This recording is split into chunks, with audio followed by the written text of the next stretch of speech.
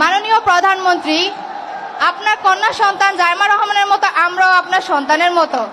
জাইমা রহমান যদি আপনার কাছে কোনো আবদার করতো, আপনি কি সেটি ফেলতে পারতেন? তাহলে আপনি আমাদের এই আবদার কিভাবে ফেলে দিবেন? আমাদের আবদার কি আপনি পূরণ করবেন না? করবেন না? অবশ্যই ইনশাল্লাহ করব।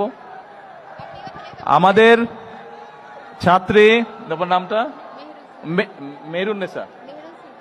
মেহরুন সুলতানা ওর কলেজের ব্যাপারে একটি কথা বলেছে। ও আমাকে বলেছে আমার সন্তানের মতো নয়, এবং আমার সন্তান যদি কোনো আবদার করতো আমি রাখতাম কিনা। আমার সন্তান যদি কোনো আবদার করতো, সেটার যদি বাস্তবতা থাকতো বা বাস্তবতা থাকে, অবশ্যই আমি সেটা রাখবো। ও যেই আবদারটা করেছে, আমাদের শিক্ষামন্ত্রী মিলন, উনি এই চাঁদপুরেরই সন্তান, ওনাকে আমি এখনই নির্দেশনা দিব এটার বিষয়টার কি সম্ভাব্যতা আছে সবকিছু বিবেচনা করে।